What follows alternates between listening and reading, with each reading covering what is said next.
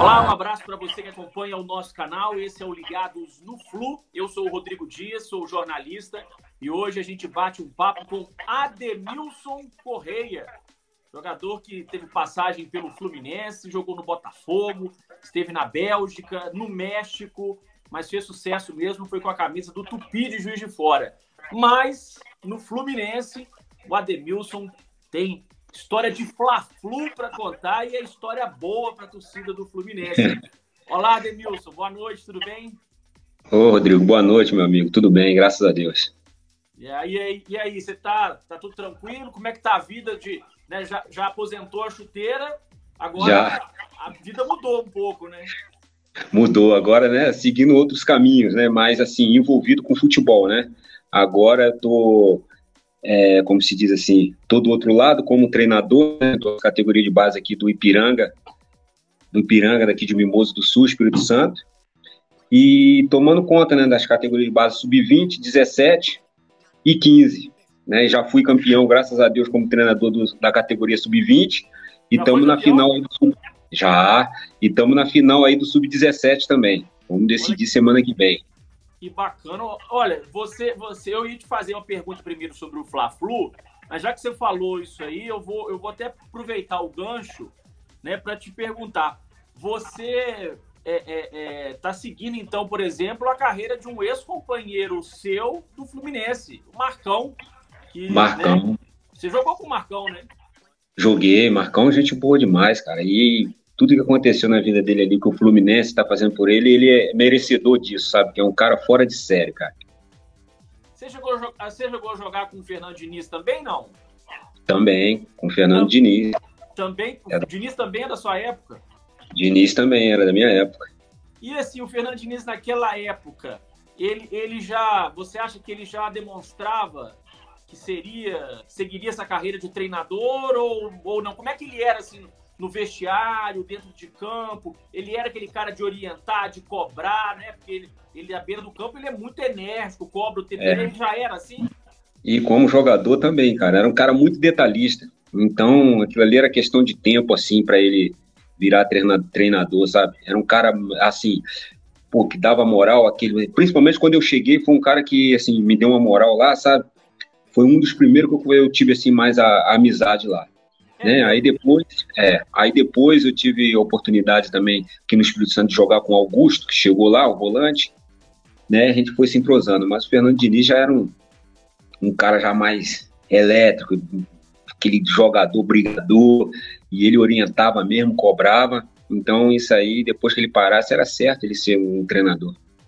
E é quando você vê o Fernando Diniz, né, à beira do campo, você vê o estilo de jogo do Fluminense, porque vários técnicos, principalmente quem vem de fora, né, os técnicos estrangeiros que vêm de fora, quando enfrentam o Fluminense pela primeira vez, eles ficam muito surpresos porque não conhecem o estilo de jogo do Fernando Diniz.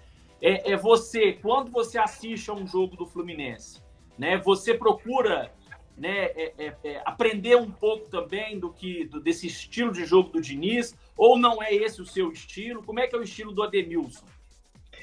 Cara, não é muito, né? O meu estilo não. Eu acho assim que depende das peças que você tem na mão para poder fazer o estilo do Fernando Diniz, né? Se você tem jogadores técnicos ali para você começar a jogar ali atrás, beleza, mas quando você não tem, você tem que se adaptar àquelas peças que você tem ali. No momento aqui na minhas categorias, eu não tenho essas peças com essa qualidade toda, né? Tenho uns 3 ou 4, mas só do meio para frente. Mas é, Então fica mas é um difícil. futebol, é um futebol completamente diferente de tudo, né, Ademilson? Diferente e bonito de se ver jogar, né? Eu tive a oportunidade como jogador, né, com o Tupi, a gente enfrentar o Fernando Diniz, que eu recordo, acho que ele estava no Itubiara, depois foi não sei se foi o Mogi que ele pegou também, a gente enfrentou ele aí em Juiz de Fora, para marcar esse esquema dele, tem que ter uns atacantes que correm muito, cara. E naquela época aí do Tupi era eu, Alan, tinha uns caras aí que dava trabalho, né? Ou Então, seja, o estilo do Diniz já é assim desde o início, né? desde o início, cara, desde o início. Ô, Ademilson, agora, só voltando um pouquinho aqui na sua carreira, você lembra quantos gols que você fez na sua carreira? Não lembro, rapaz. Pra te falar a verdade, não lembro, não tenho Olha, nem noção. Se o site O Gol estiver correto, você marcou 85 gols na sua carreira. 45 deles só com a camisa do Tupi de Juiz de Fora. Pelo Fluminense, você jogou 28 partidas e marcou 6 gols. Você se lembra dos 6 gols que você fez com a camisa do Fluminense? Rapaz, foi 2 na final contra o Flamengo, quer dizer, 3, né? Na semifinal, né? Na semifinal. 1 no primeiro jogo, 2 no outro. Acho que eu fiz, na Copa do Brasil, fiz um contra o Fluminense de Feira. Rapaz, não lembro, acho que o Bangu. Você fez um contra o Vasco. Contra o Vasco também, eu lembro. Você fez um contra o Vasco na final. Os outros não tô lembrado. Não sei se eu fiz contra o Friburguense, lá em Nova Friburgo. Não tô lembrado, cara. Mas daquele Fla-Flu, na semifinal, quando o Fluminense ganha por 4-0 e você marcou 2 gols e ainda deu uma assistência pro Alex Oliveira, né? Desse Fla-Flu você se lembra? E aí, muito. De vez em quando ainda me mandam um vídeo dessa partida e eu também tenho guardado, né? Que é bom a gente ter essa lembrança boa, ou se lembra. Vamos relembrar aqui então pro torcedor.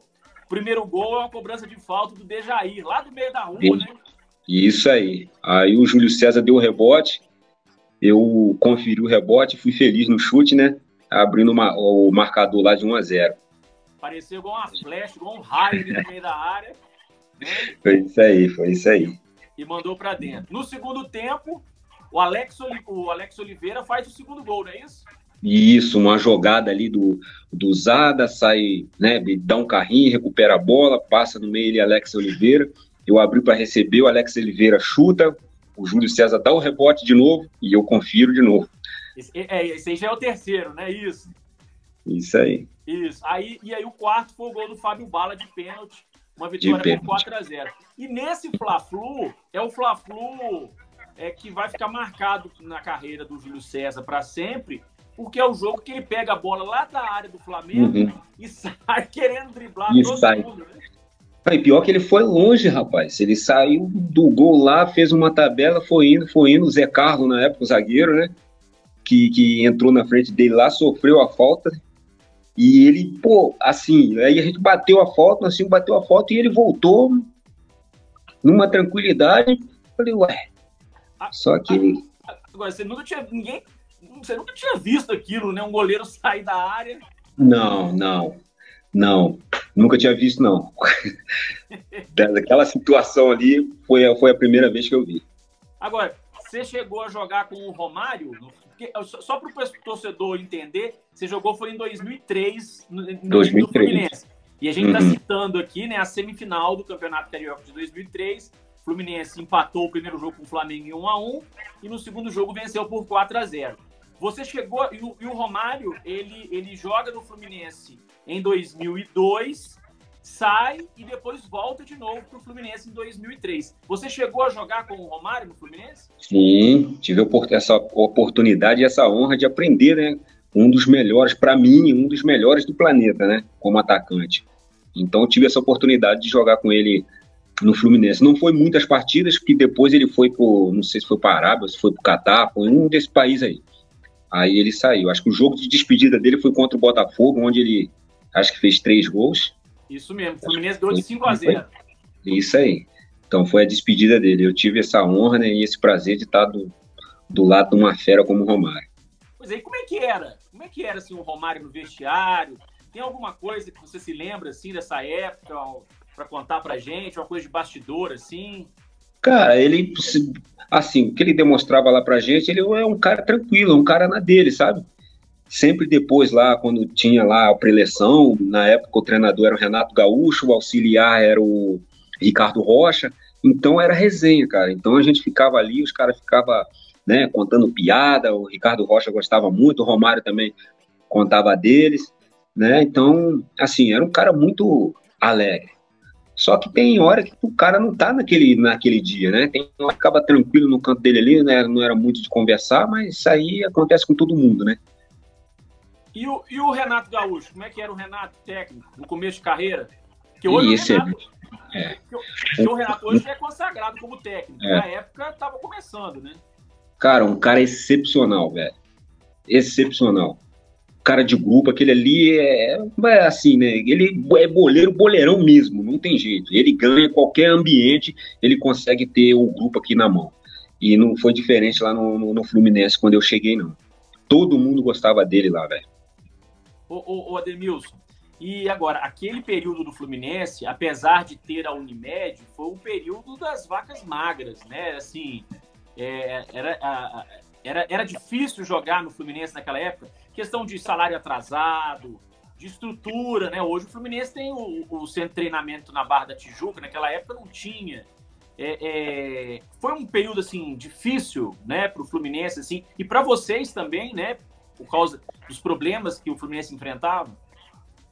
Ah, era um pouco, né, cara? Mas só que, assim, a gente não levava isso para dentro de campo. Porque a partir do momento que você veste a camisa e entra dentro de campo, o que tá lá fora você tem que deixar lá. Você tem que resolver ali. Se você vestiu a camisa, você tem que jogar, né? Era um pouco difícil, igual a gente só treinava lá nas Laranjeiras mesmo, né? Diariamente, os treinos eram lá.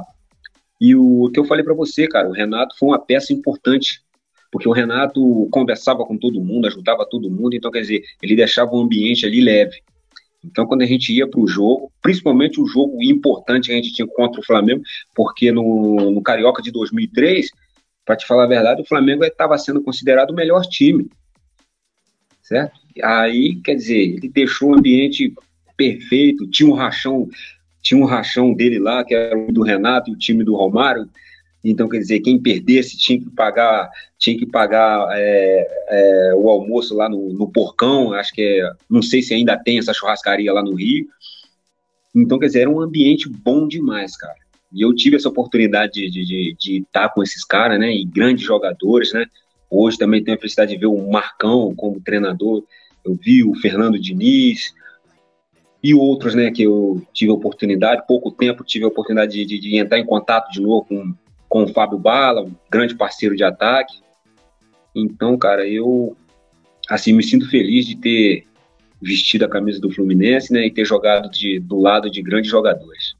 Muita história para contar, né, Ademilson? Agora, naquele ano de 2003, o Fluminense faz essa semifinal fantástica com o Flamengo, depois pega o Vasco na decisão. O Fluminense perde os 2 jogos por 2-1. E no segundo jogo, que dá o título ao Vasco, você chegou a marcar 2 gols. Um gol foi mal anulado pela arbitragem. E o que valeu, você estava um pouco impedido, né? Estava um pouquinho na frente. Impedido, verdade. Eu vi depois na imagem. Ali eu acho que foi para compensar, né? Porque eles viram que eles erraram no primeiro gol, então deixou seguir o segundo. Agora, aquela final foi uma final muito tumultuada, né? Teve invasão de campo, o Antônio Lopes ali jogou bola no jogador do Fluminense. Nossa, foi muito tumultuado, tem jogadores que ficaram já mais agressivos, então, quer dizer, teve futebol. As duas equipes eram excelente, né? Do lado de lá a gente tinha o Marcelinho, se me lembro, não sei se o Valdir Bigode ou o Marx, acho que era o Marx mesmo que estava do outro lado lá. Então, quer dizer, os dois times estavam fortes, num nível muito alto na competição, né? Mas, infelizmente, aquele lance lá que o Lopes pegou, jogou a bola, entrou dentro de campo, o jogador passava ali, ele falava umas coisinhas, então aí acabou tumultuando tudo. Sim. E você jogou até qual idade, Denilson? Até 46, eu parei em 2020. 46, cara? 46. Poxa, 46, que bacana. E lá em Juiz de Fora você é rei, né? Ah, lá sim, cara. Lá, como eu disse, né, é a minha cidade. A cidade me abraçou, então eu sou até suspeito de falar de Juiz de Fora, sabe? É uma cidade que eu gosto demais. Se eu tiver a oportunidade tipo assim, de morar lá, eu não penso 2 vezes, cara. Apesar que também que eu gosto da minha cidade aqui, Mimoso, né, que eu sou daqui. Mas Juiz de Fora tá no meu coração. Juiz de Fora e os torcedores também, né? Pois é, e você faz parte, né, da história do Tupi, porque o único título, né, que o Tupi tem brasileiro, né, título nacional, foi com você em campo, né, naquela final contra o Santa Cruz. Eu estava lá também, no estádio do Arruda, né, acompanhei a equipe do Tupi naquele dia. E o técnico do Tupi foi um outro treinador do Fluminense também, o Ricardo Drubs. Ricardo, grande treinador. O que você se lembra daquela final lá no Arruda, lá 60 mil pessoas? Rapaz, quando a gente chegou, assim, a gente já estava, vou te falar assim, vou te citar um exemplo, eu que já estava assim, mais experiente, já tinha, né, disputado uma final, jogado com o Fla-Flu no Maracanã, mais pressão do que isso, eu acho que é impossível, né? Então, quer dizer, e lá no Arruda também, o negócio estava quente, mas só que a gente tinha jogadores experientes. O Silvão, que já tinha passado no Fortaleza, rodado o Brasil todo, tinha o Henrique, que tinha ido para o Palmeiras, né? Tinha o Ratinho, que já tinha jogado no Corinthians, puxa, então, quer dizer, tinha ali pelo menos a espinha dorsal nossa ali, estava tranquilo, já era jogadores acostumados, né? Mas, rapaz, aquilo ali foi um jogo para a memória, porque foi um jogo muito bom, um jogo decisivo, né? Quando a gente entrou no campeonato, muitos falaram que a gente entrou só para disputar, só para preencher o ano, né? E a gente foi crescendo a cada jogo, crescendo. Quando a gente viu, a gente conseguiu o acesso, né? Que poucos acreditavam. E a gente foi para a final e conseguiu vencer lá dentro da casa do Santa Cruz. Então, uma cereja em cima do bolo, cara. E gratificante, que ficou marcado na história de todos os jogadores que lá estavam, né? Principalmente na minha.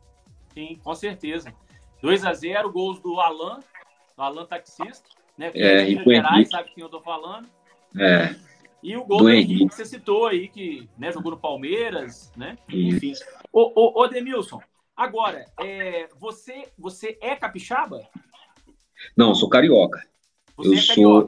Eu nasci no Rio, em Itaguaí, né? Mas só que vim novo para cá. Foi novo para o Espírito Santo. Novo, 12, 13 anos eu estava aqui. Então a minha vida toda foi aqui até os 18 anos. E daí do Espírito Santo... Quer dizer, a vida toda, né? Sim, o Espírito Santo é um estado que revela bons jogadores para o futebol brasileiro. Hoje a gente tem o Richarlison, né, na seleção. Joga muito, né? Nossa, demais, cara. Muitos jogadores bons, cara. Infelizmente, aqui o futebol não é muito divulgado, né? Mas pra você ver, você falou do Richardson, mas uma época atrás aí tinha o Sávio é de Vila Velha. Então, quer dizer... Giovani, que jogou no Vasco. Giovani. Muitos jogadores bons. Muito mesmo. E você, já que eu falei do Richarlison, né? Você acha que a seleção brasileira é favorita para a Copa, Ademilson? Eu acho sim. Hoje eu acho que o elenco ali da seleção ali tá muito forte, principalmente do meio para frente, né? Muitos jogadores bons. Hoje não tem só o Neymar. Hoje tem Vinícius Júnior, tem o próprio Richards, tem Antony. Então, quer dizer, tem o Rodrigo, tem o Pedro. Então, é uma forte candidata, sim, com certeza. Agora, você acha que, ainda falando de Copa do Mundo e tentando levar para o lado do Fluminense, o Germancano, com 44 gols na temporada, você acha que tem algum atacante na Argentina mais decisivo hoje? Porque futebol, você que jogou futebol, sabe, futebol é momento, né? Ninguém joga com nome, né? Futebol é momento. O Cano, com 44 gols, você acha que é injusto não levarem o Cano para a seleção da Argentina? Ou é isso mesmo, né, os atacantes que a Argentina levou, né, igual o Lautaro Martínez e outros, eles são realmente os melhores que a Argentina tem? Cara, eu acho injusto, porque os números estão aí, né, cara? É só ver, ué. Então, quer dizer, e o cara tá disputando um campeonato fortíssimo, né? Não tá jogando uma terceira divisão, ele tá jogando uma Série A do Brasileiro contra grandes equipes, grandes jogadores e fazendo gol doidado. Então, quer dizer, se a Argentina não levou, eu espero que, né, os atacantes lá sejam muito bons mesmo, porque para deixar um jogador do nível do Cano, jogando o que tá jogando, de fora, é complicado. Azar deles, né? É azar deles mesmo. Ainda bem, né?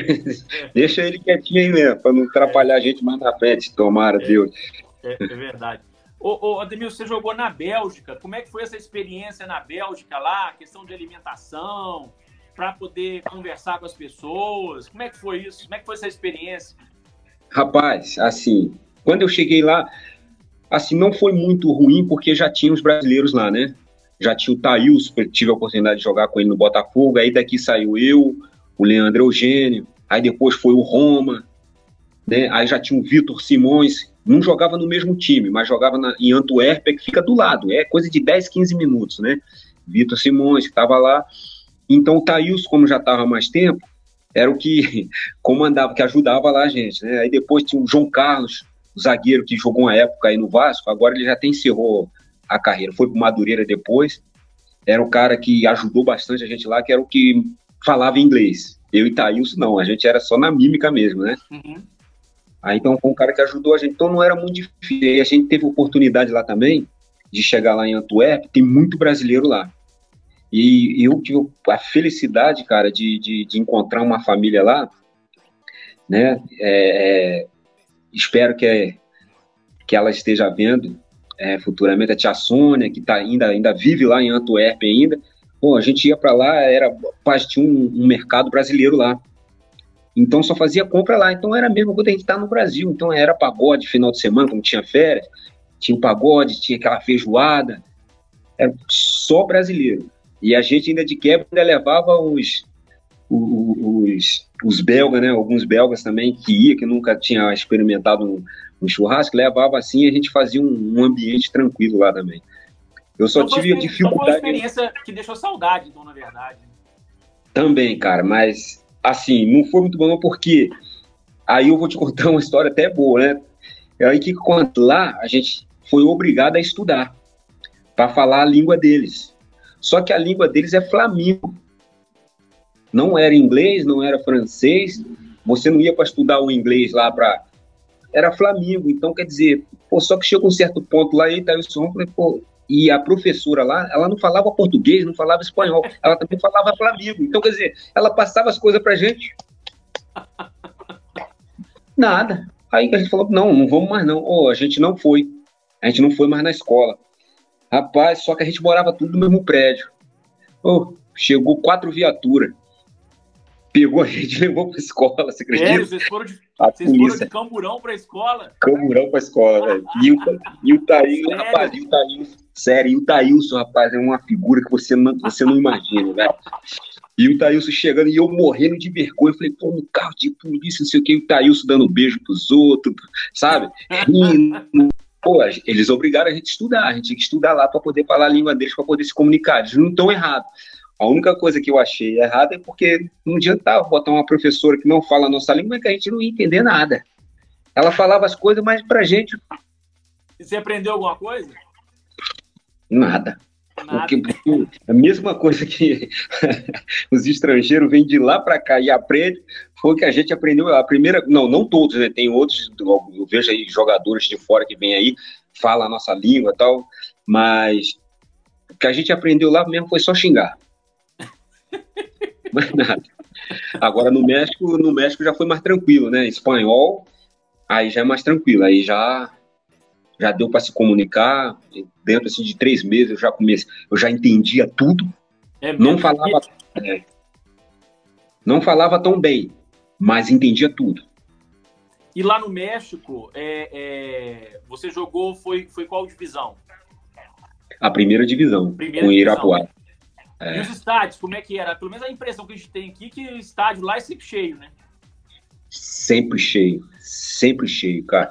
Tem a cidade lá, Monterrey. O Monterrey tem o Tlaxcala, Atlanta. Rapaz, tem que ver, era 30 mil pessoas para lá.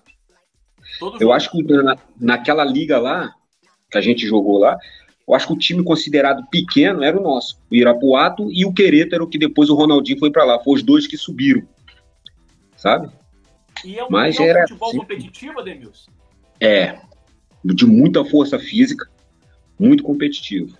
Muita força física lá. Uma correria. Tanto é que quando os mexicanos jogavam a Copa Libertadores da América, davam muito trabalho. Né? Dá, eles treinam demais. Treinam demais. Bacana. Ó, Ademilson, te agradeço muito pelo bate-papo, tá? Boa sorte para você aí na sua carreira como treinador. Obrigado. Espero que você, né, um dia consiga alcançar os seus objetivos. Seu sonho hoje seria o quê, Ademilson? Cara, que eu falei com o presidente aqui do Ipiranga, né, do time de Mimoso, que ele me ofereceu um projeto aqui muito bom, né? Eu comandar a base, mas só que, se Deus quiser, ano que vem, a gente vai entrar na segunda divisão do Capixaba, né? E ele quer disputar a primeira e, consequentemente, Copa do Brasil. Então, esse é o projeto. E eu falei com ele que eu queria ser um gerente de futebol, contratar jogador, essas coisas, porque eu conheço muito atletas, né? A minha intenção não era ser treinador, mas a oportunidade apareceu, a gente não pode desperdiçar. Então, o projeto é esse, cara. Eu quero futuramente, né, ser um gerente de futebol. Tá certo. Sucesso, então, na sua empreitada, na sua carreira. Que dê tudo certo. Obrigado, amigo. Tá? Obrigado pela vitória de 4-0 em cima do Flamengo. O Flamengo é bom demais. Nossa, nem fala. A gente é lembrado até hoje.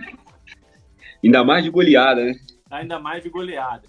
Então, ó, muito obrigado por ter, né, atendido o meu convite, ter dedicado um pouquinho do seu tempo para falar com a gente. Sempre, meu amigo. Precisou, você sabe como me encontrar a hora que você quiser. Tá joia. Grande abraço, fica com Deus. Beleza? Saudações tricolores aí. Abraço, meu amigo.